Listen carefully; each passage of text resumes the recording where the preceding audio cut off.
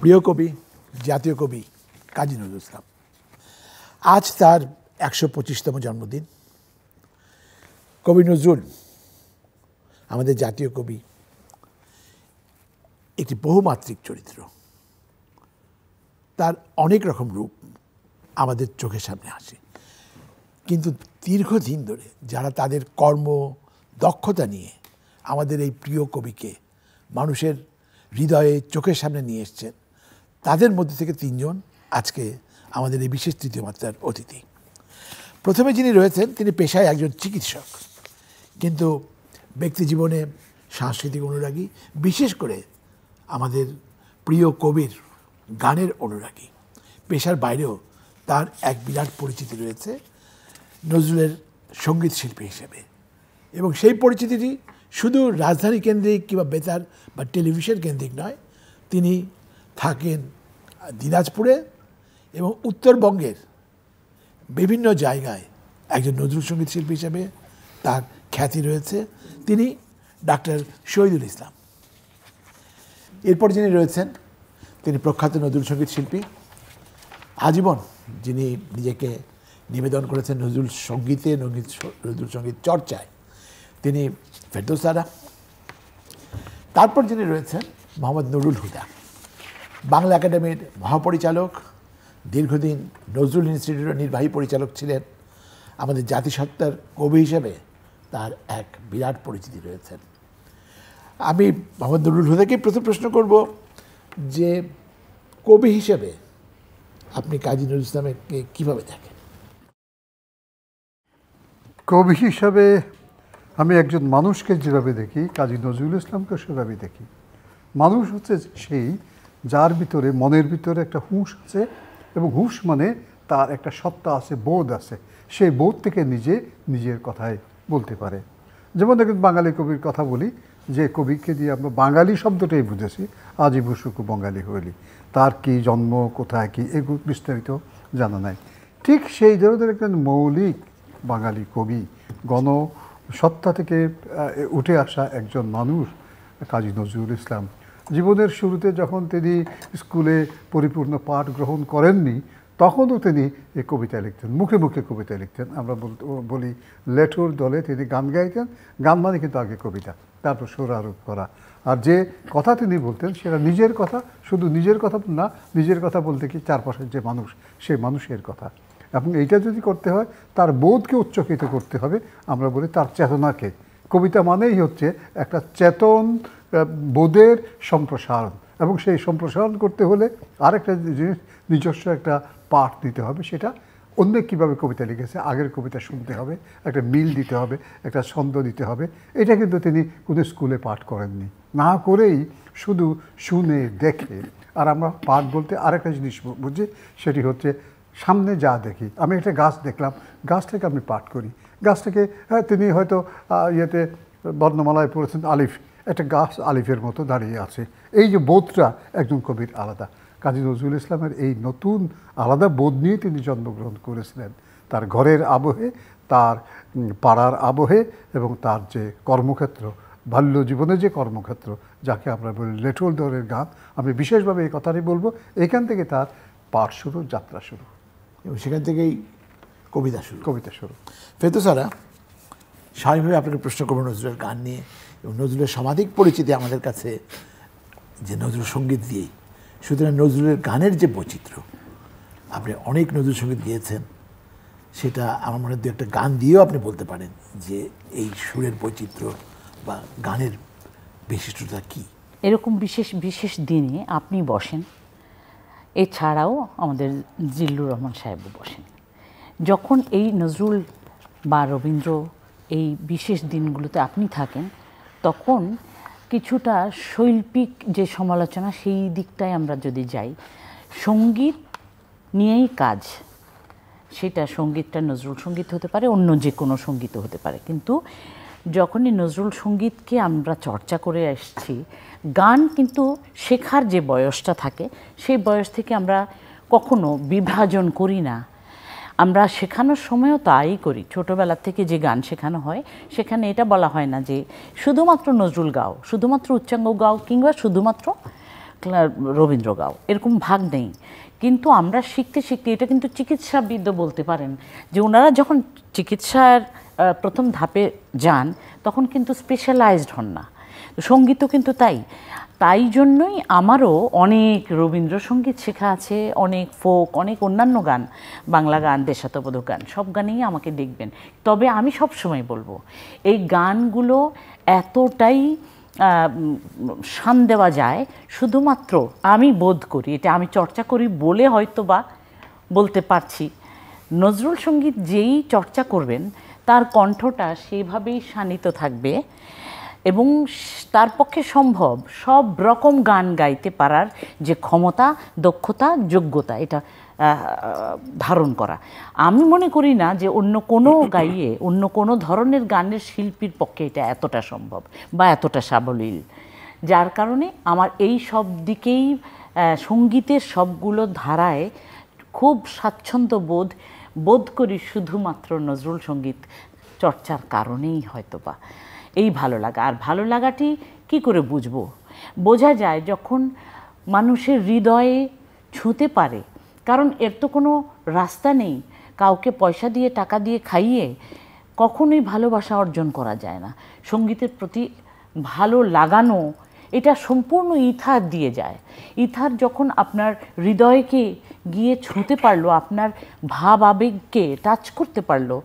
আমি যে গানটি ঘুমিয়ে গেছে শ্রান্ত হয়ে, এই যে আমার যে অভিব্যক্তিটা, এটা যখনই একজন শ্রোতার কানে গিয়ে কর্ণকুহরের থেকে মরমে পৌঁছে গেল, এখানেই সার্থকতা। এখন এইখানে যদি বলেন যে কতটা সার্থকতা, মানদণ্ড কতটুকু বলা যাবে না। পারদ যন্ত্র নেই, কোনো ধরনের এরকম কোনো যন্ত্র নেই যে ইনি এতটাই ভালো গেয়েছেন। তো সে কারণেই আমি বলবো, যেহেতু নজরুল গাই, আবারও বলবো, নজরুল আমাকে শক্তি দেয়। নজরুলের গান আপনাকে গান আমাকে শক্তি দেয়। কেন? নজরুলের বাণীও শক্তি দেয়, নজরুলের লেখনী আমাকে শক্তি দেয়, নজরুলের এই ধরনের অভিনব কেন? নারী কবিতা যে আমলে লিখেছেন, সে আমলে কেউ কি এভাবে ভেবেছেন এইভাবে লেখা যায়? উনি কিন্তু নিজেই নিজের আদর্শ, উনি কাউকে দেখে শেখেননি। আবার একইভাবে বলবো যে উনি কিন্তু বিদ্রোহী কবিতা লিখেছেন, সেই কারণে আমরা শুধুই বিদ্রোহী কবি বলে থাকি। এটা কিন্তু আমার মতে সঠিক নয়। এই জন্য যে বিদ্রোহী, উনি কোন ক্ষেত্রে বিদ্রোহী? বিশেষ করে বিদেশিরা তো এক প্রশ্নই উত্তর, তবু আমাদের প্রিয় কবির পরিচিতি বিদ্রোহী রয়েছে, সেটা বিদ্রোহী কবিতার জন্য। শহীদুল ইসলাম, আমি যে প্রশ্নটা ফেরদৌসাকে করেছিলাম যে নজরুলের গানের যে বৈচিত্র্য, সুরের, কথা, যেহেতু আপনি দীর্ঘদিন ধরে গান করছেন এবং অনেক গান আপনার কণ্ঠে আমরা শুনেছি, সেটা সম্পর্কে কি আপনি কিছু বলবেন? ধন্যবাদ। আমি প্রথমে একটু সংশোধন আমি আশা করছি। আমি একজন বীর মুক্তিযোদ্ধা, সেটা পরিচয়টা হয়তো বাদ পড়েছে। তো এটা আমার গর্ব যে আমি নিশ্চয়ই বলি যে আমি একজন বীর মুক্তিযোদ্ধা। তো সেদিক দিয়ে সবাইকে শুভেচ্ছা। কাজী নজরুল ইসলাম আমার সঙ্গীত জীবনে এত বেশি একটা প্রেরণা যে তার রচনা, তার সঙ্গীত সম্পূর্ণ একটা সঙ্গীত।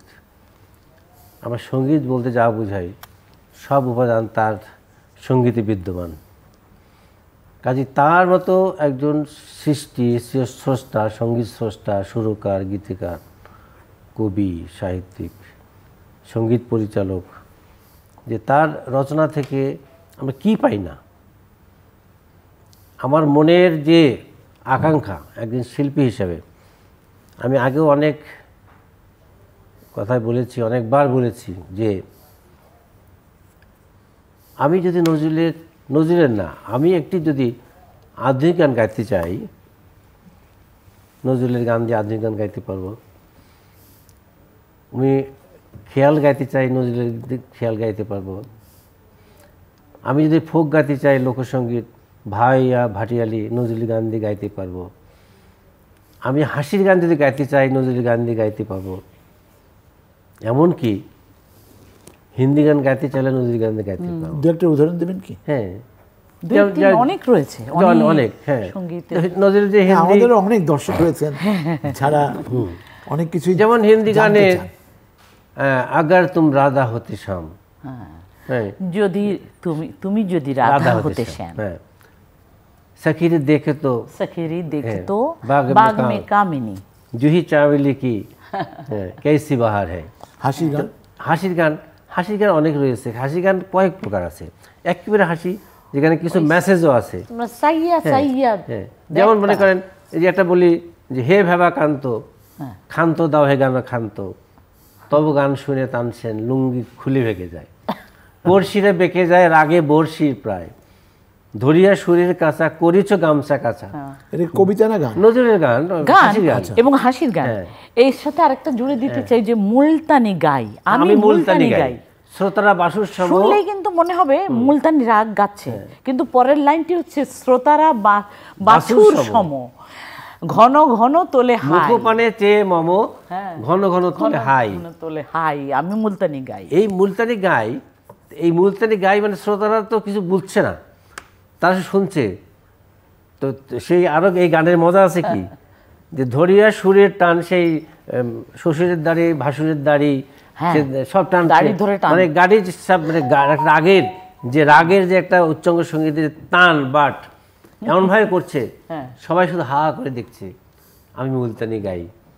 শিল্পী তো গাচ্ছে আমি মুলতানি গাই, কিন্তু যারা শুনছে মতন করে গায় আর কি, এই বাটগুলো গানগুলো ছাগলের মতন। হ্যাঁ, তো এইগুলো তো ইয়ে ছিল যে এখন ওই যেটা বলছে যে আমি আবার ফিরে আসি, হে ভাবা কান্ত খান্ত দাও হে গানে খান্ত।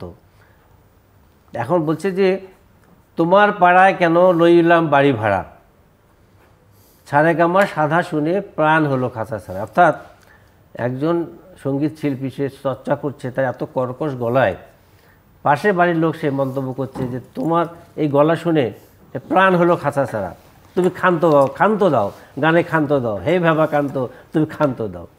এটা কিন্তু একটা মেসেজও বলতে, এটা শুধু মেসেজ না, এটা ব্যঙ্গাত্মক পারিপার্শ্বিক সামাজিক পরিস্থিতি কি দাঁড়ায় একজন বেসুরো কণ্ঠে যখন ক্লাসিক্যাল গাইতে থাকেন, তখন পারিপার্শ্বিক অবস্থাটা কীরকম কত করুণ হতে পারে, এটা ব্যঙ্গাত্মক হাসির গান। পাশাপাশি দেখেন যে এই যে রাগ, নজরুলের ভাঙা গান, ভাঙা খেয়াল, আমরা আজকে অনেকে শ্রদ্ধাপদে স্মরণ করি, অনেকেই বাংলা খেয়াল তৈরি করছেন, তাদের প্রতি নিকণ্ঠ আমার শ্রদ্ধা থাকবে।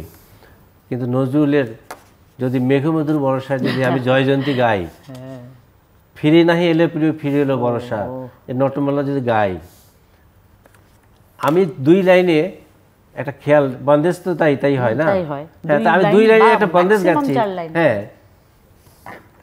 তো ঘন দেয়া ঘরে যায়। একবার অনুষ্ঠানে সেখানে বন্দেজটা গাওয়া হলো এর আগে বিহাগেরই।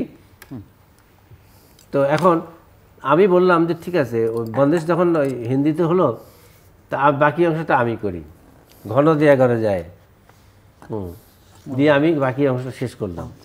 এবং শ্রোতারা যা প্লিজ হলো যে এটা নতুনত্বতা, এইটি কে লিখেছে? কাজী নজরুল ইসলাম লিখেছে।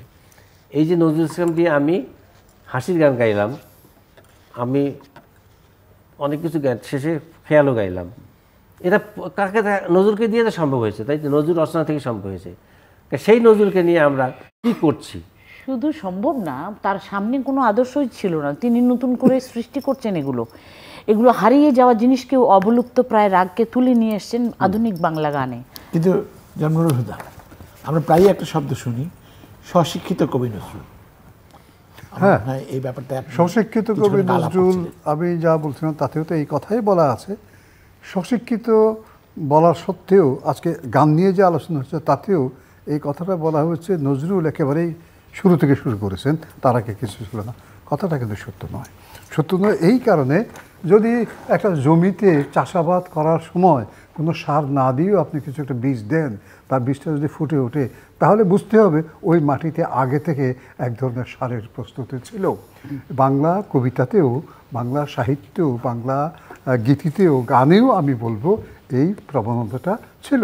যে লোকসঙ্গীত ছিল এবং লোকসঙ্গীত ভাটিয়ালি ছিল, আমি যে লেটুর কথা বলেছিলাম লেটু ছিল, এই সব কিছু তিনি দেখেছেন।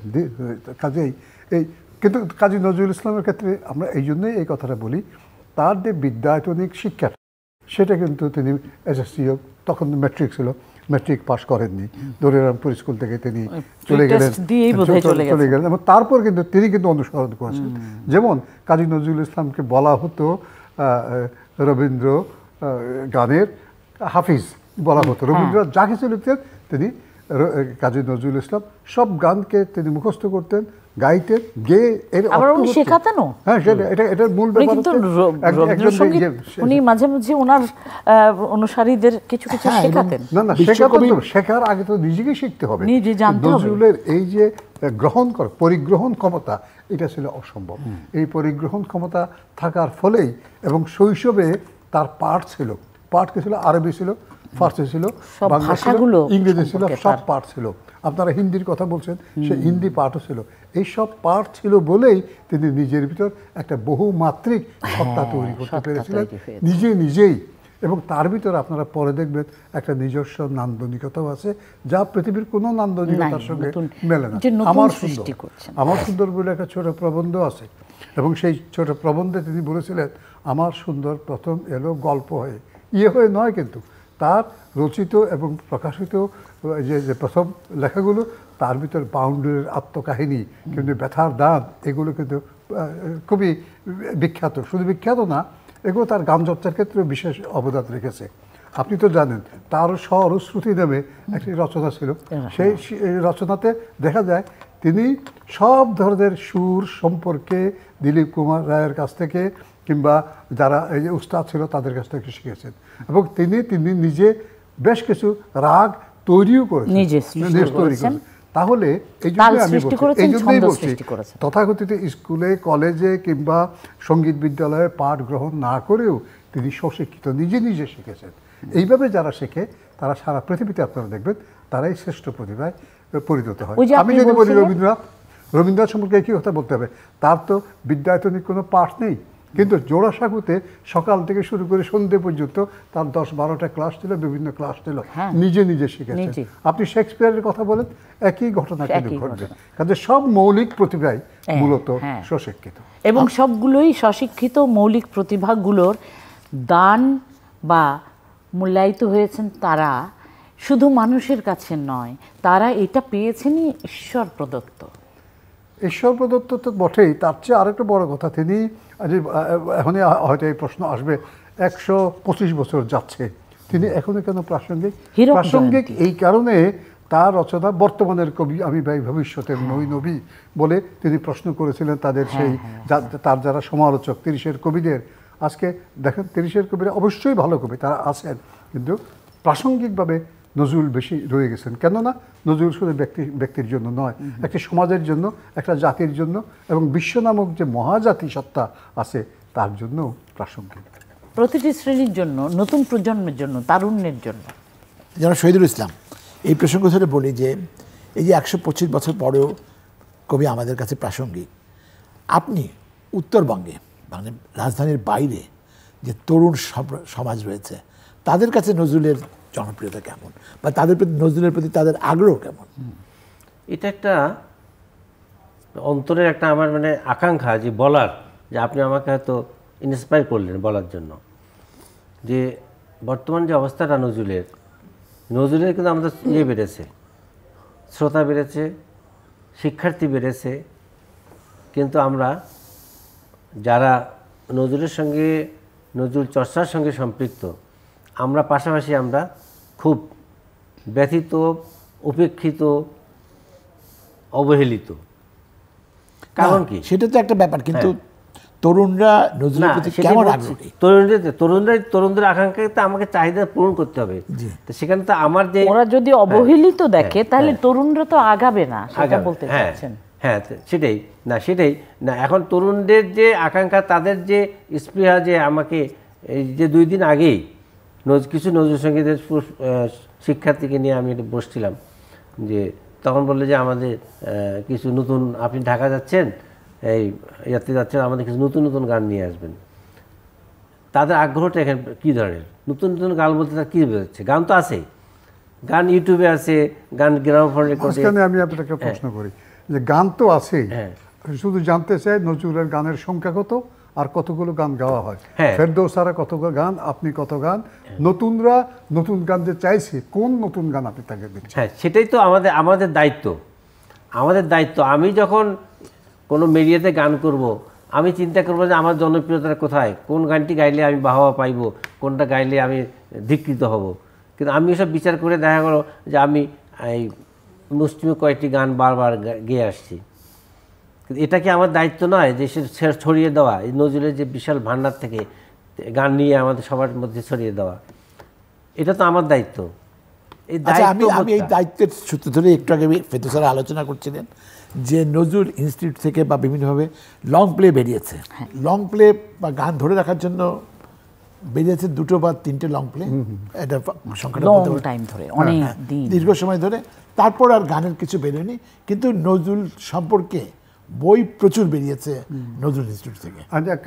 নজরুল সম্পর্কে প্রচুর বই বেরিয়েছে, এটা হতে পারে দুই কারণে। নজরুলের জীবন, নজরুলের ওই যে বিদ্রোহের কথা বলতে, সমাজ সংস্কার, নজরুলের যে মানবতাবাদ, এইগুলি সব ট্রান্সলেশন। ট্রান্সলেশন তো পরের কথা। এই বিষয় নজরুল এখন কিন্তু গবেষকদের একটা প্রিয় বিষয়। যদি একটা ভালো ডিগ্রি পেতে হয়, নজরুল একটা প্রিয় বিষয়। ফলে এই ধরনের রচনা অনেকগুলো বেরোচ্ছে। কিন্তু আমরা বলবো নজরুলের দুটি জিনিসের খুব চর্চার ক্ষেত্রে কমতি রয়েছে। একটা হলো নজরুলের অনুবাদ। নজরুলের অনুবাদ বাংলা নজরুল ইনস্টিটিউট থেকে বেরিয়েছে poetry of Kazi Nazrul Islam in English translation.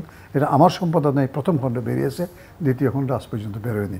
এখন নতুন একটা প্রজেক্ট নেওয়া হয়েছে, আমি যতদূর জানি আবশ্যিক নজরুল, এসেনশিয়াল নজরুল বলে নজরুলের যে সিলেক্টেড পোয়েমস সেগুলোকে ইংরেজিতে অনুবাদ করা, বাংলা একটা করে মানুষের কাছে তুলে দেওয়া, যে এটাই হলো নজরুলের শ্রেষ্ঠ অংশ। এই ধরনের যে নতুন পরিকল্পনা সেটা জরুরি। আর সারা পৃথিবীতে নজরুলকে আরও ছড়িয়ে দিতে হয়, নজরুলের সমস্ত রচনা ইংরেজিতে অনুবাদ করে দিতে হবে। তার জন্য যেটা প্রয়োজন, একটি প্রকল্প গ্রহণ করা প্রয়োজন। এবং অনুবাদের ক্ষেত্রে বাঙালি অনুবাদকের পাশাপাশি যে ভাষায় অনুবাদ করা হবে সেই ভাষা থেকে একজন অনুবাদক, আমরা বলি কোলাবোরেটিভ অনুবাদক, এটা তৈরি করতে হবে। সেই পথে আমাদের এগোতে হবে। তাহলে নজরুল বিশ্বব্যাপী একটা বড় ধরনের প্রভাব বিস্তার করবে বলে আমি মনে করি। আপনি যেটা বলেছেন এটা অত্যন্ত জরুরি, এবং এই প্রশ্নটা হয়তো উনি করে ফেলবেন, জানতে হয়তো চাইবেন যে এগুলো খালি জরুরি জরুরি বলে আজকে অনেক বছর পার, এখন 125তম হীরক জয়ন্তী আসলো, আর উনি এদেশে আসার পর 52 বছর পার হলো। তাহলে এতগুলো বছর সময় আর জরুরি, এটা কতটা সাহায্য পাওয়া, কার্যক্রমগুলো হাতে নেওয়ার জন্য যেই শক্তি, সেটা হলো অর্থনৈতিক শক্তি হয়তোবা। সেটা নজরুল ইনস্টিটিউট কতটুকু পারছে বা পাচ্ছে বা করছে, এটা হলো একটা পার্ট। তার অর্থনৈতিক শক্তি দরকার হবে। আমি প্রকল্পের কথা বলছি, এর অর্থ কাজী নজরুল ইসলাম আমাদের শিল্প সাহিত্যের আমাদের শিল্প সাহিত্যে যারা স্টলওয়ার্ড আছে, যারা জরুরি প্রতিভা আছে, কাজী নজরুল ইসলাম তার 5 জনের ভিতরে একজন, তার 3 জনের ভিতরে একজন, আমি যদি বলি এমনকি 2 জনের ভিতরে একজন। কাজেই তার সরকারি পৃষ্ঠপোষকতা পাওয়া দরকার, পেয়েছে। তার নামে বিশ্ববিদ্যালয় আছে, সে বিশ্ববিদ্যালয়ে নজরুল সম্পর্কে কি গবেষণা হচ্ছে সেটাও আমাদের জানা দরকার। জানতে হবে, সেইটাও একটা প্রশ্ন হচ্ছে, সেটাও আমাদের জানা দরকার। নজরুল মার্কিং কত দেওয়া হয় সেটাও আরেক প্রশ্ন হচ্ছে, সেটাও জানা দরকার। পাশাপাশি আমি বলবো সাহিত্যে অবহেলিত লেখক লেখে যারা আছে তাদেরকে ওইভাবে অবহেলা করা উচিত নয়। এই যে আমি বলবো ক্ষুদ্র শক্তির লেখকরা ছিলেন বলেই বৃহৎ শক্তির লেখকদের আবির্ভাব হয়েছে। কাজেই এটা একটা তুলনামূলক আলোচনাও দরকার। তবে নজরুল সম্পর্কে আজকে আলোচনা, সেই জন্য আমি বলবো নজরুল সম্পর্কে অনেক বেশি পৃষ্ঠপোষকতা জনগণের কাছ থেকেও আসতে হবে, আবার সরকারের কাছ থেকেও আসতে হবে। আরেকটা বিষয় আমি গানের সম্পর্কে যেটা বলতে চাই সেটা হচ্ছে আমি যে কথা বলি সেটি হচ্ছে নজরুলের 200 থেকে 250-এর বেশি গান গাওয়া হয় না। আমি জানি না আপনি কতগুলো গান, তাই না? আমি গাই, হ্যাঁ, আপনি আমি গান, অনেক গাই এবং আমি গালমন্দ কিছু খাই। বিশেষত এই ধরনের চ্যানেলগুলো থেকে ওনারা বলে থাকেন যে পপুলার গান করেন না কেন, কেন আপনি নতুন গান দেবার চেষ্টা করেন? পপুলার গান তো আপনি গাইতে পারেন, পপুলার গানের বাইরে রেকর্ডের যে সুরের বাইরে সুরহীন অবস্থায় যে গানগুলো পড়ে আছে সেগুলো কি, সে সম্পর্কে আপনাদেরই চিন্তা করা উচিত, আমাদেরই চিন্তা। সেখানে অধ্যায় ভাগ করতে হবে, কেননা নজরুলের গান থাকা অবস্থায় আপনি জানেন না কেন, এটা তো প্রথম প্রশ্ন। এইটা হলো নজরুল প্রশিক্ষণ যারা দিচ্ছে তারা এবং নজরুল ইনস্টিটিউটে শুদ্ধ সুরে এবং শুদ্ধ বাণীতে যে প্রশিক্ষণ দেওয়া হচ্ছে তাদের উপর এই কাজটি বর্তায় এবং আমার মনে হয় এই সচেতনতা আমাদের দরকার। এখানে আমি একটু বলি যে নজরুলের যেটা বলছেন যে যেটা সুর এখনো হয়নি বা সুর হয়ে তো আছে, নজরুলের সব গানই তো সুর আছে সবগুলো, আমরা উদ্ধার করতে পারিনি, কবিতার মতন কিছু রয়ে গেছে, সেগুলো উদ্ধার করতে না পারার কোনো কারণ নাই। যে গানটা লিখিত হয়েছে সেই গানের ছন্দ ঘরানা যদি ইয়ে করা হয় তাহলে এর কাছাকাছি কোনো ঘরানা অবশ্যই পাওয়া যাবে। নজরুলের একটা সামগ্রিক বৈশিষ্ট্য আছে, সেই বৈশিষ্ট্য আপনারা বের করতে পারবেন। আরেকটা প্রশ্ন ওনার ছিল, সেটা হচ্ছে যে লং প্লে বের হলো এতগুলো বছর পার হওয়ার পরেও আর কেন কাজ হলো না? লং প্লে তো দিন চলে গেছে, সেই সময়ের কথা, গানগুলো সংরক্ষণের জন্য ভিসিডি এসেছে, এরপর তো আপনাকে অরিজিনাল সেই গানগুলো পেতে হবে। লং প্লেতে যে গানগুলো আছে তার বাইরে কি আপনার গান আছে? আমার যদ্দূর মনে আছে প্রায় 1500-1600 গান আমি নজরুল ইনস্টিটিউটের নির্বাহী পরিচালক থাকার সময় কলকাতা থেকে নিয়ে এসে, এবং এইসব কর্মকাণ্ড আমাদের দেশে বেশি হয়েছে। কোথায় পাবেন আপনি? রেকর্ডে যদি না পান, যাদের কণ্ঠে ছিল সেই সৌরভ যদি না থাকে, সেই আদি কবি লেখক যদি না থাকে, গায়ক না থাকে, আপনি কোথায় পাবেন? আপনাকে পেতে হবে যে গানের সুর আছে তার পাশাপাশি যে গানের বাণী আছে, বাণীগুলো কম্পেয়ার করে আপনাকে দিতে হবে। যেমন একটু উদাহরণ দিচ্ছি, আপনি শুকনো পাতার নূপুর পায়ে নাচিছে ঘূর্ণি পায়, কেমন এইটা এই সুরটা 2-3 জায়গায় আছে, এইভাবে যদি আমরা গবেষণা করি, বিচিত্র বাণীগুলোকে যদি আমরা এক জায়গায় নিয়ে আসি তাহলে ওইখানে একটা সমাধান পাওয়া যাবে। কাছের ঘরানার সমাধানটা করবে কি? একটা বোর্ড গঠন করা উচিত, একটা ন্যাশনাল একটা বোর্ড গঠন করে, ন্যাশনাল বোর্ড তো গঠন করা আছে নজরুল ইনস্টিটিউটে, যে বোর্ডটা আছে সেটাই কিন্তু প্রমিত। আমার কাছে পুরো জেলা যে সুরগুলো বিকৃত হয়ে প্রচলিত হয়ে আসছে তাদেরকে সেগুলোতে ডিলিট করতে হবে, সেটা ডিলিট করতে হবে। এবং আমাদের এখন ডিজিটাল বাংলাদেশে কিন্তু আমি একটা উদাহরণ দেই, সুবিধা রয়েছে। আমরা আগে যেমন একটা লং প্লে রেকর্ড করার বা সিডি করার, ক্যাসেট করার অনেক রকম কারো কাছে যেতে হতো, এখন তো ইউটিউবে সহজেই আপনার গানগুলো আছে। কিন্তু সেখানে যখন বিকৃত সুরও বাজায়, একটি গানের উদাহরণ দেই, যাবার বেলায় ফেলে যেও একটি খোপার ফুল, এই গানটি যখন আপনি শুনবেন দেখবেন দুটা সুরই শুনতে পাচ্ছেন, ব্যবহারই করি না, কিন্তু এই যে সুরটা তারা থাকেনি না, এখনো কেন বাংলাদেশে থাকবে, সুরটা কেন ডিলিট হলো না? হ্যাঁ, শোনার অধিকার সবারই আছে। বিকৃত নয়, ওটা প্রচলিত ছিল, এইভাবে বলা হয় ওটা প্রচলিত সুর, আর এখন আমরা অথেন্টিক সুরটা পাচ্ছি রেকর্ডেড। আমার কথা হলো যে আমরা যে গানগুলো পাচ্ছি এগুলোকেও সংরক্ষণ করা এবং তারপরে আগের দিনে রেকর্ড করা হতো এবং সেগুলোকে সংরক্ষিত রাখা হতো। তাহলে এখন যে ইউটিউব সময় আসলো, এখনো কি আমরা সেই পুরনো কণ্ঠ এবং সেই আপনারা যারা এখনো গান গাইছেন তাদের দায়িত্ব এখন, এটা তো সরকারকে দিয়ে হবে না বা কোনো প্রতিষ্ঠানকে দেওয়ার দরকার নেই, আপনারা যারা দীর্ঘদিন গান গাইছেন আপনারা নিজ দায়িত্ব তুলে দেন এবং যেভাবে আমি ছড়িয়ে দেন সব জায়গায়। একক কণ্ঠে হাজার গান যেই আমার যে কাজটি ছিল, এবং আমি কিন্তু অনেক রকম অনেক কষ্ট করে হলেও আমরা এই গানগুলো দীর্ঘদিন শুনে শুনে গানগুলোকে ঠিক করতে পেরেছি। নতুন প্রজন্মকে দিয়ে এখন চেষ্টা করছি আমরা তাদেরকেও তৈরি করতে, কারণ তারুণ্যের কবি ছিলেন কাজী নজরুল ইসলাম, আর তারুণ্যের মধ্যে যদি বাঁচিয়ে না রাখা যায় তাহলে এগিয়ে যেতে পারবে না কোনো গানের কোন সংস্কৃতি। তো সে কারণে নতুন প্রজন্মকেই তৈরি করা আমাদের কাজ, যার জন্য আমার সুর সপ্তক তৈরি সৃষ্টি। নতুন প্রজন্ম যদি বিভ্রান্ত হয়, কারণ লৌহ কপাট দিয়ে যদি বিভ্রান্ত হয়, বিভ্রান্ত আসলে হয়নি কেন বলি, সবাই দেখুন সবাই এর বিরুদ্ধে সোচ্চার হয়েছেন কিন্তু প্রচলিত যেটা যে সুরটা এস্টাবলিশড হয়ে আছে তার বিরুদ্ধে তো সবাই সোচ্চার হবেই। এই প্রবণতা যেন না এস্টাবলিশ করানো আবার দায়িত্ব আমাদের। সে চলে গেছে বলে কি গো, অরিজিনালি এই সুরে গাওয়া হতো না। যখন আমি গাইলাম রেকর্ড হলো পথহারা পাখি সেই সিডিতে, এরপর থেকে ওই প্রচলিত সুর টোটালি ভুলে গেল সবাই। প্রিয় যাই যাই বলো না, একেবারেই প্রচলিত সুরটাকে ভুলে গেছে। ছন্দের বন্যা, এরকম প্রচুর গানের নতুন করে আমরা যে অরিজিনাল গান পেয়েছি। তখন তার পাশাপাশি আরেকটা বিষয় আছে, কোনো কোনো সুরকার, অতি সম্প্রতি যে ঘটনা ঘটে গেছে আমরা সবাই জানি, কোনো কোনো গায়ক নিজের মতো করে নতুন সুর করেন। এ সম্পর্কে আপনাদের বক্তব্য? সেই সম্পর্কে জিজ্ঞেস করলেই উত্তর দেয়, স্বাধীনতা তো নজরুলই দিয়েছেন, এই স্বাধীনতা তো তোমাকে দেয়নি কাউকেই। যেই স্বাধীনতার কথা উনি বলছেন, এই স্বাধীনতা তো তাদের কোনো শিল্পীকেই দেননি কবি।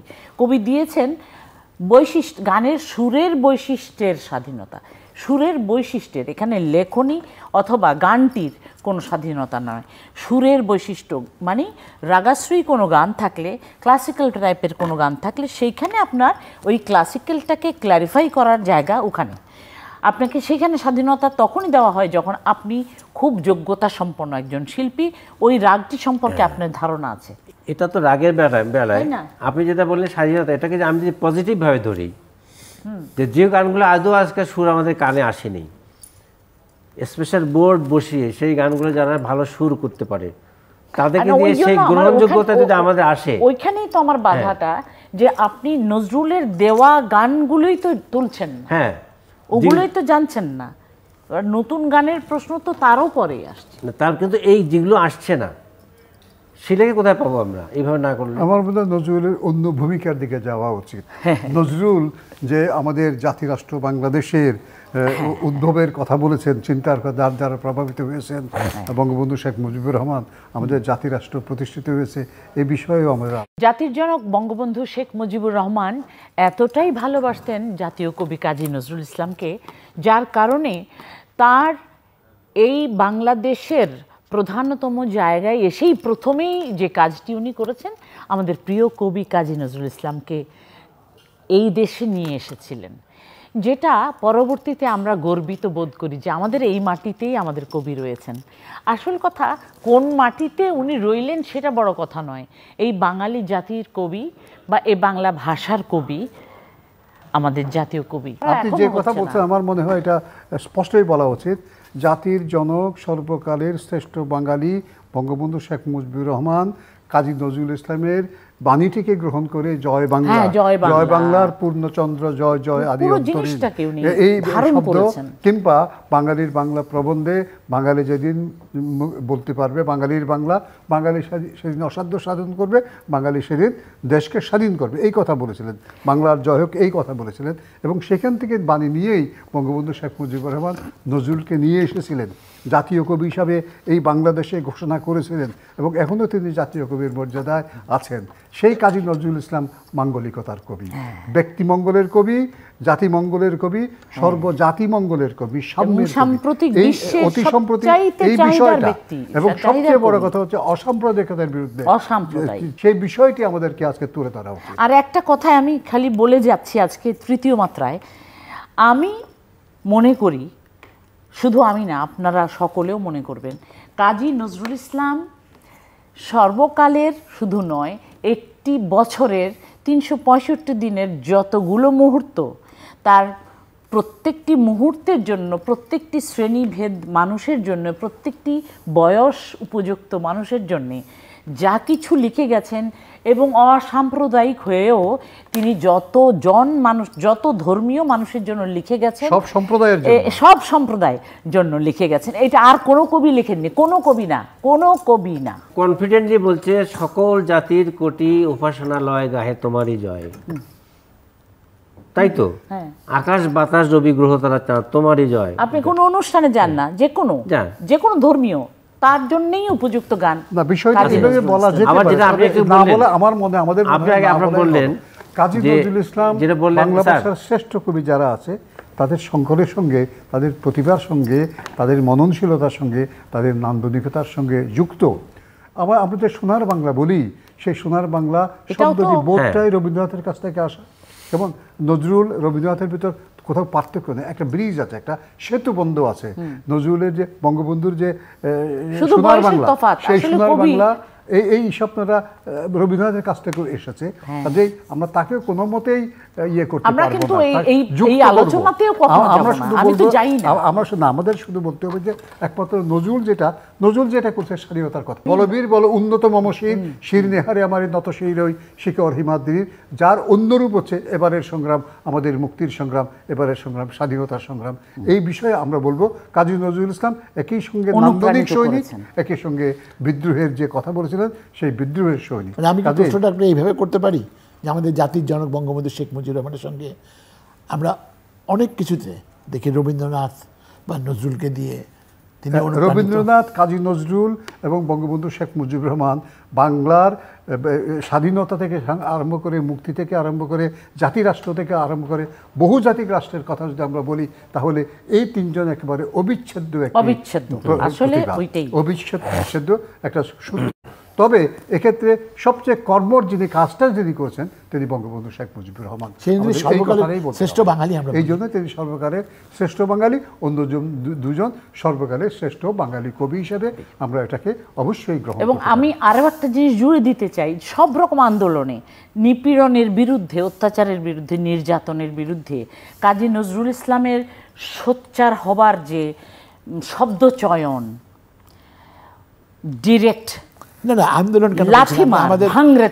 আমাদের অনেক কিছুতেই, আমাদের সুখ দুঃখ সব কিছুতেই নজরুল তার সৃষ্টি নিয়ে আমাদের সঙ্গে গানের মধ্যে কিভাবে চলে এসেছে, গান কবিতা। আমি আরেকটা কথা বলি, নান্দনিকতা, আমরা এস্থেটিক্স যেটা বলি, কাজী নজরুল ইসলাম সারা পৃথিবীতে এস্থেটিক্সের একটা নতুন ব্যাখ্যা দিয়েছেন।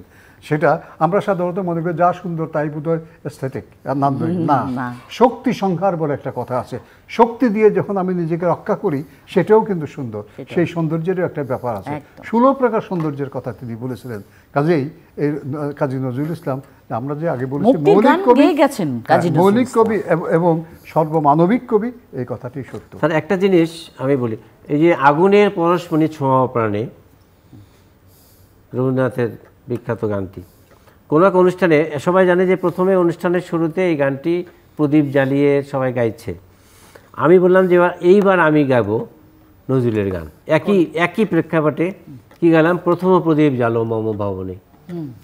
যেন আমি গানটি গাইলাম, তখন বললাম যে এটা তো বিশাল ব্যাপার, এটা কেউ গায়নি, তো গায়নি, আজকে আমি গাইলাম, সবাই বলে জানলো যে একই থিম, তো ঠিকই একই না।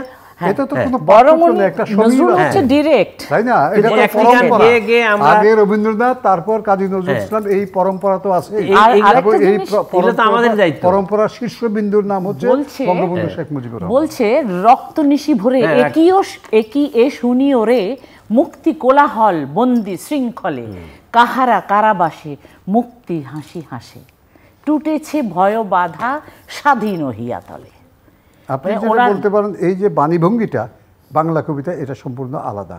এই কথাটাই বলবেন, প্রত্যেক বড় শিল্পী, বড় কবি এইভাবে আলাদা নিজস্ব ঘরানা, তার নিজের ঘরানায় তৈরি করে। যেমন আমি একটা কবিতা লাইন মনে পড়ছে, নীলসি আসমান, লাল লাল দুনিয়া, আম্মা লাল তেরি খুন, আমাদের একটা বাংলা কবিতা। কিন্তু এই আমি 4টা লাইন বললাম, একটি শব্দ বোধহয় বাংলা নয়, অথচ বাংলা বুঝতে আপনি পারবেন না। দাড়িমুখে সারি গান, লা শরীক আল্লাহ, বাংলা ভাষা, বাংলা ভাষার ক্ষেত্রে যে বিদ্রোহটা করা হয়েছে, কাজী নজরুল ইসলামের মতো বিদ্রোহ খুব কম কম। আচ্ছা, এইবারে আমি নতুন আরেকটা পয়েন্টস ধরিয়ে দিই। এই যে দুটো লাইন আপনি বলেছেন, উনিও বলেছেন, কাজী নজরুল ইসলাম ক্লাসিক্যাল যে উচ্চাঙ্গ সঙ্গীত, যিনি স্বশিক্ষিত বললেন একটু আগে, তার মতন একজন এই পরিমাণের উচ্চতা তার, যে ক্লাসিক্যাল আমরা কিভাবে বুঝি রাগগুলোকে, রাগের লক্ষণ গীত গাই। কাজী নজরুল ইসলাম লক্ষণ গীত রচনা করেছেন, কিন্তু গানের মধ্যে কোথায় লক্ষণ গীত আপনি গানের পরে বুঝতে পারবেন, আরে পুরোটাই তো গেয়ে দিল। মানে আমি এই রে বর্জিত বা ওই আপনার ধা বর্জিত রাগের এক একটা সিস্টেম থাকে, এইটা আমি এই রাগটাতে এই পা ধরবো না, পা গাইবো না বা ধা গাইবো না, এগুলো তো হচ্ছে লক্ষণ গীত। আপনি যদি গানের উদাহরণ দেন তাহলে আমার মনে হয় আমাদের জন্য সুবিধা হবে। আপনি যেভাবে বলছেন পুরো জিনিসটাই উনি ক্লাসরুমের ব্যাপার হয়ে যাচ্ছে। না ঠিক আছে, উনি 18টি রাগ সৃষ্টি করেছেন, 18টি রাগ সৃষ্টি করেছেন, কিন্তু এই যে 18টি রাগের যে বৈশিষ্ট্যগুলো, এগুলো তো আমাদের দায়িত্ব আছে, এগুলোকে যারা শিক্ষার্থী শিক্ষক তাদের মধ্যে ছড়িয়ে দেওয়া। এটাই তো নজরুল ইনস্টিটিউটের পক্ষ থেকে আমি এই দায়িত্বটা কে প্রথম নিচ্ছে? ছাত্রী, এবং আমরা প্রথম ছাত্রী হয়ে আমরা হয়ে গেছি এখন সিনিয়র মোস্ট শিক্ষক। এরা আলাদাভাবে এই বিষয়টা আপনারা যারা এই বিষয়ে বিশেষজ্ঞ তাদেরই বলা উচিত, তাদের জন্যই বলা উচিত। হচ্ছে ওখানে অনেক, তবে ওই যে লং প্লের কথা বলেছিলাম, এটা এখন হয়তো ইউটিউবের ব্যাপার, রেকর্ড এখন সহজ হয়ে গেছে, সুতরাং এখন এখন তো লং প্লে প্রয়োজন না, এখন না, তো কিন্তু অনলাইনে রেকর্ড সব হওয়া উচিত। ইউটিউবে দিলেই পুরনো সেই গলায় ঝরঝরে গলায় সেই গানগুলো তো ইউটিউবে বাজলে আপনি ভালো একটা লাগবে। মানে কথা প্রসঙ্গে বলছিলেন যে জয় বাংলা শব্দটাই কবি নজরুল প্রথম হ্যাঁ, ব্যবহার ওইটা করেছেন। এই শব্দটি প্রথম এসছে পূর্ণ অভিনন্দন কবিতা থেকে, 1925-26 সালে এটা লেখা। পূর্ণ অভিনন্দন তার একটা পূর্ণচন্দ্র মহাশয় বলে মাদারীপুরের একজন বিদ্রোহী ছিলেন। সেই বিদ্রোহী এবং কাজী নজরুল ইসলাম একসঙ্গে তারা জেলে ছিলেন। জেল থেকে তিনি আগে মুক্তি পেয়েছিলেন পূর্ণচন্দ্র মহাশয়, এবং তার জন্য কবিতা লিখেছিলেন, অভিনন্দন কবিতা লিখেছিলেন কাজী নজরুল ইসলাম। সেইখানেই তিনি 56 পৃষ্ঠার লাইনের এই পংক্তির 28 নম্বর পংক্তিতে তিনি বলেছেন, জয় বাংলার পূর্ণচন্দ্র জয় জয় আদি অন্তহীন, তোমার এই জয় হোক, এই কথা। কাজেই বাংলার জয় হোক এই কথাটা যে আমরা পরে বলেছিলেন সেটার সঙ্গে সূত্র আছে। এখন আমরা যে জয় বাংলা আমাদের জাতীয় স্লোগান, এটা কাজী নজরুল ইসলামের কাছ থেকে পাওয়া। জয় হোক জয় হোক, না, জয় হোকের চেয়ে জয় বাংলা সম্পূর্ণ আলাদা, দুটো সম্পূর্ণই আলাদা আলাদা। এবং এইটা আমাদের যে আজকে এখন তো রাষ্ট্রীয় স্লোগান জয় বাংলা, এটা কাজী নজরুল ইসলামের কাছ থেকে পাওয়া, যে কারণ তিনি জাতীয় কবি। জাতীয় কবির কাছ থেকে তো আমরা জাতীয় স্লোগানটা পাবো। তাহলে জাতীয় কবির এই জিনিসটা আমরা মুখে মুখে কেন, এটা কেন কাগজে কলমে এখনো নয়? না, কাগজে কলমে আছে, এটা কি কোনো গেজেটেড? কাগজে কলমে আছে, আমরা সবাই গ্রহণ করি।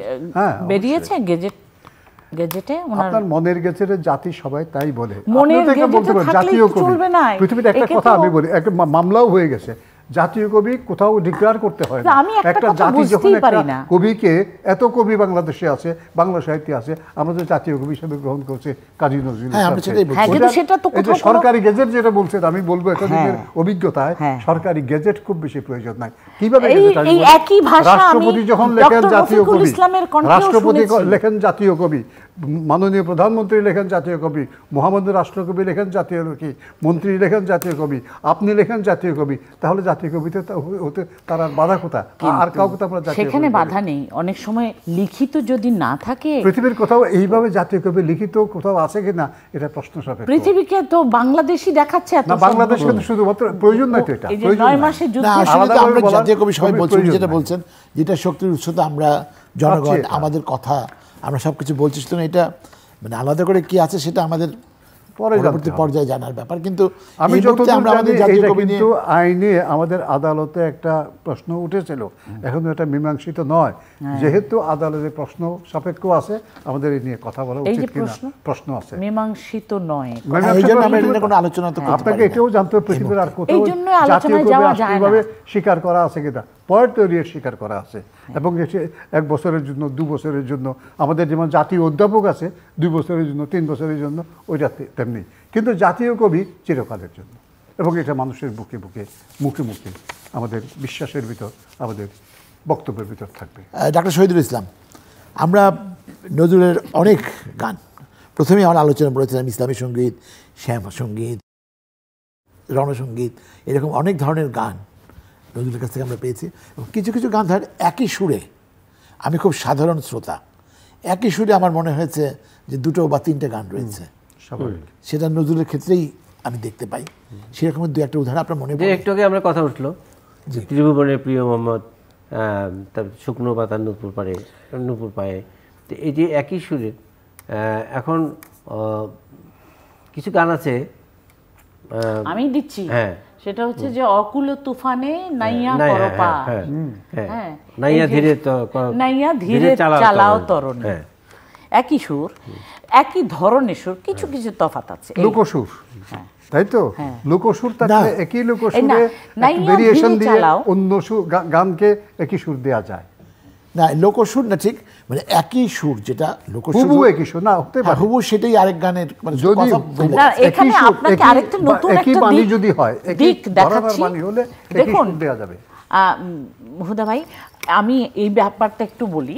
সেটা হচ্ছে যে একই সুরে একই কবি তার দুটো লেখনীতে একই সুর পারে, দিতেই পারে, পারে, পারে। কিন্তু উনি যেটা করেছেন আরো অভিনব, সেটা হলো কাজী নজরুল ইসলাম গান লিখেছেন এলো ওই বনান্তে পাগল ও বসন্ত, সুর কিন্তু রবীন্দ্রনাথের। হ্যাঁ, যে হতেই পারে। হ্যাঁ, নিয়ে ওটা করে আবার রবীন্দ্রনাথ ঠাকুরকে উনি ওটা কিন্তু উনি বলেছেন যে আপনার এই সুরটি আমার ভালো লেগেছিল, তাই এই গানে কেমন লাগছে দেখুন। রবীন্দ্রনাথ যদি আপত্তি না করেন তাহলে কোনো অসুবিধা নাই। না, রবীন্দ্রনাথ তাকে একটি বই ওটাই তো করে নিয়েছে। হ্যাঁ, বই শুরু করছেন, ঠিক আছে।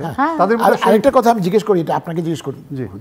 স্যার, সেটা হলো যে নজরুলের গানে কবিতায় বিভিন্ন ভাষা ব্যবহার আছে, একটু আগে আমি বলছিলাম অনেকগুলো ভাষা, তাতে কি কোনো কিছু না না, তাতে কোনো বরং সুবিধা ভাষার অসুবিধা শ্রীবৃদ্ধি ঘটে।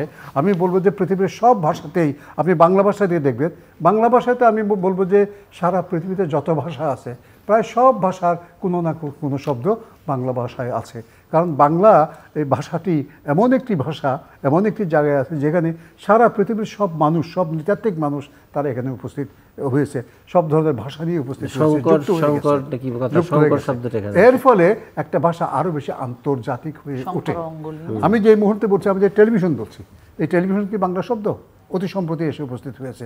আমি ছিটমহল বলছি, ছিটমহলও বাংলা শব্দ নয়, তাই না? কাজেই শব্দ যতই হবে হোক, তাতে একটা ভাষার শ্রীবৃদ্ধি ঘটে, বৃদ্ধি ঘটে। আরবি ফার্সি শব্দ বাংলা ভাষায় অজস্র রয়ে গেছে, থাকবে। এটা দেশি শব্দ আছে, দেশি শব্দগুলো সবগুলো দেশি শব্দ নয়, হয়তো কোনো একটা পালি শব্দ, কোনো একটা সংস্কৃতের ভাঙা শব্দ, ভাঙা সংস্কৃত এই আছে। কাজেই একটা ভাষা তত বেশি সমৃদ্ধ যত বেশি সে ভিন্ন ভাষা থেকে গ্রহণ করে নিজেকে বলবান করতে পারে। নজরুল ইসলাম কতগুলো ভাষা জানতেন? কাজী নজরুল ইসলাম খুব বেশি ভাষা, একেবারে ভালোভাবে যে ভাষাগুলো জানতেন সেটা হচ্ছে প্রথমত বাংলার কথা বলবোই, আরবি জানতেন, ফার্সি জানতেন, তারপর উর্দু জানতেন, হিন্দি জানতেন, ইংরেজি তো জানতেনই, সংস্কৃত ভাষা তো ওই সময় প্রায় প্রত্যেকে কিছু না কিছু জানতো।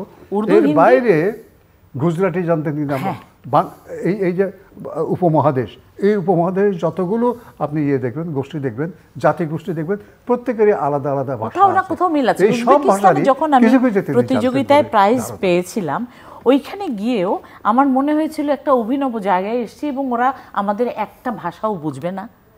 তো দেখা গেল অনেক ভাষারই মিল আছে। আমরা যেখানে খালা মানে আন্টি যিনি খালা বলছি, ওরা বলছে খলা, মানে অনেক কিছুরই মিল আছে। উজবেকিস্তানের নেপালে গেলে তো আপনি প্রায় সবটাই মিল পাবেন, অনেক মিল। নেপালে নিশ্চয়ই গেছেন, আসামেও অনেকটা মিল, আসামেও তাই পাবেন। যেমন শহীদুল ইসলাম, আজকে আমাদের প্রিয় কবির জন্মদিন, এবং জন্মদিন, মৃত্যুদিন বা কোনো একটা উপলক্ষ এলেই আমরা ব্যস্ত হয়ে যাই কবিকে নিয়ে অনুষ্ঠান করার জন্য, নানা রকম স্মৃতিচারণ করি। কিন্তু সারা বছর আমাদের কি নজরুল চর্চা করা প্রয়োজন নয়? হ্যাঁ, প্রয়োজন তো বটেই, কিন্তু সেটা কিভাবে? প্রথমে নজরুলের দুইটি কথাই বলি। নজরুল নিজের বলেছে নিজের রচনায়, দিনের সকল কাজের মাঝে তোমায় মনে পড়ে, তাই না? এখন নজরুলকে তো মনে পড়ে সব, প্রতি পদে প্রতি ক্ষণে আমাকে নজরুল, সকালে উঠতেই মনে পড়ে নজরুলকে, শোয়ার সময় মনে পড়ে, দিনের প্রতি কাজে। আপনি বলেছেন কথাটা, কিন্তু এটা তো আমাদের বিশেষ করে নতুন প্রজন্মের কাছে তো ছড়ে দিতে হবে। হ্যাঁ, এই জন্য আমাদের দরকার হচ্ছে সঠিক শিক্ষক, সঠিক একটা সংস্থা যারা নজরুলকে প্যাট্রনাইজ করবে, নজরুলের চর্চাকে প্যাট্রনাইজ করবে, শিক্ষক তাকে প্রশিক্ষণ দেবে এবং অ্যারেঞ্জ করে তাদের শিক্ষার একটা ব্যবস্থা করবে। এবং এটা দায়িত্বপূর্ণ যেটা সরকারিভাবে আছে যে শিল্পকলা একাডেমি, তাদের তো প্রশিক্ষক আছে, নির্ধারিত প্রশিক্ষক, তারা সরকারি পায়, সম্মানই পায়। নজরুলের আছে, রবীন্দ্রের আছে, উচ্চাঙ্গের আছে, ফোকের আছে। তা যারা নজরুলের পার্টিকুলার আছে তাদেরকে নিয়ে নজরুলের সঠিকভাবে নজরুলকে চর্চা করার, তাদেরকে বুঝিয়ে দেওয়া, সারা বছর চেষ্টা করা, সেটাই সঠিক। আমি এই বিষয়ে একটা কথা বলতে চাই, সেটি হচ্ছে নজরুল জন্ম শতবর্ষে আমরা যেটা বলেছিলাম, শিল্পকলার কথা বলছেন, কাজী নজরুল ইনস্টিটিউটের কথা বলছেন, অন্যান্য প্রতিষ্ঠানে তারা কিন্তু কতগুলো সেট গান, জি আমি স্যার ওটা বলছি, আমাকে বলতে দিন, সেইগুলোই চর্চা করে, এর বাইরে করে না। আর পাঠের ক্ষেত্রেও তাই আমরা পাঠ করি, অন্য বেশি পাঠ করি না। এই জন্য যেটা বলছিলাম, ইয়ে প্রতিষ্ঠানের উপর দোষ না দিয়ে, সরকারকে দোষ না দিয়ে ব্যক্তিকে গিয়ে নিজে করা আপনি কি আজকে নজরুল ইসলামের নতুন কোনো কবিতা পড়েছেন, নতুন নতুন গান গেয়েছেন? নিজেকে প্রশ্ন করুন, একটি পংক্তি পড়েছেন? এটা যদি করা না হয় তাহলে আমি পাবো কোথায়? পেতে হবে আপনাকে। আমি এটা তো আমি নজরুলের চাই হবে কোথায় পাবো? নজরুলের আপনি অগ্নিবীণা পাবেন না? অনেক আছে, আপনার আপনি চাইলেই কিন্তু আপনি করতে পারেন। যারা গান গায় নজরুলের গানের খাতা আপনার কাছে নাই? আছে তো। একটা নতুন গানে আপনাকে ইয়ে করতে হবে, মহড়া দিতে হবে, একটি নতুন লেখা আপনাকে পড়তে হবে। আমি বলি একটা, যারা আছেন জাস্ট কথার কথা বলছি, বিংশ শতাব্দীতে নজরুলের একটি কবিতা আছে, আমরা কয়জন জানি? আমরা তো বলি বলবীর বল উন্নত মমশির, আমরা ক্ষুধা রাজ্যে পৃথিবী গদ্যময়, এই ধরনের কবিতাগুলো বেশি পড়ি। কিন্তু নজরুলকে যদি পাঠ করা যায়, নজরুল এই ধরনের বহু ধরনের বিষয়ভিত্তিক কবিতা লিখেছেন। আমি কবিতার কথাই বলছি, গানও নিশ্চয়ই তিনি এইভাবে লিখেছেন। এই বিষয়টা যদি আমরা পাঠ করতে চাই, আজকে এটা পড়েছি নতুন, আজকে একটা নতুন কবিতা আমি পাঠ করব, নতুন একটা পংক্তি পাঠ করব। এই বিষয়টা যদি ব্যক্তির ভিতর জারিত হয় তাহলে কবিতার বেলায় যা গানের বেলায়। আমি বলি, এই রিসেন্টলি একটা অনুষ্ঠানে রবীন্দ্র নজরুল কম্বিনেশনের জয়ন্তী হয়েছে, সেখানে আমি বললাম যে নজরুলের 1400 সাল, রবীন্দ্রনাথের 1400 সাল কবিতা। যখন আমি বললাম যে তোর নজরুলের 1400 সাল আছে, অনেকের প্রশ্ন করছে, তারা বাংলার শিক্ষকতা করে কলেজে, নজরুলের 1400 সাল আছে? অবশ্যই এই যে বিষয়টা, হ্যাঁ। এখন এটাতে যেটা বললেন, যারা, আমি অত্যন্ত বিনয়ের সাথে বলতে চাই, যারা শিক্ষকতা করেন নজরুলের, যারা দেশে যারা প্রতিষ্ঠিত শিল্পী নিজেরা, তাদের দায়িত্ব আছে। তারা তো নজরুলকে চর্চা করে তারা খ্যাতি অর্জন করছে, তারা অর্থনৈতিকভাবে তারা লাভবান হচ্ছে। কিন্তু ওই যে আপনি বললেন কয়টি নতুন গান তারা গেয়েছেন, এর দায়িত্ব কি তাদের নয়? খালি ফেরদৌস আবার যখন করবেন ওনার অনুষ্ঠানে উনি গাইবেন, আর কারো দায়িত্ব নাই?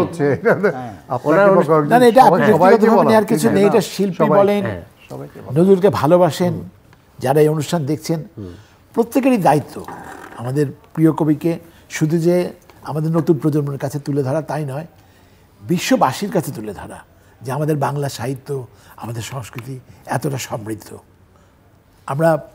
আমাদের কাজী নজরুল ইসলাম রয়েছেন, আমাদের কাজী নজরুল ইসলামের সৃষ্টি রয়েছে।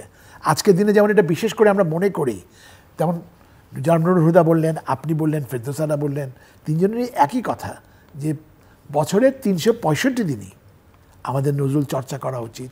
আমাদের সবাইকে মনে করে দেওয়া উচিত যে আমাদের আশেপাশেই আমাদের প্রিয় কবি রয়েছেন, তার সৃষ্টি রয়েছে। যেমন আজকে এই অনুষ্ঠানে যদি আমরা শেষ করি ফেরদৌস আরার একটা গান দিয়ে যদি শেষ করি, সেই গানটা শুনেই আপনাদের মনে হতে পারে এই গানটা আপনি বহুবার শুনেছেন। এই প্রিয় কবিকে আমরা যারা এখানে রয়েছি তাদের মতোই অনেক ভালোবাসেন, শ্রদ্ধা করেন এবং প্রায় প্রতিদিনই মনে করেন যে আমাদের জাতীয় কবির নাম কাজী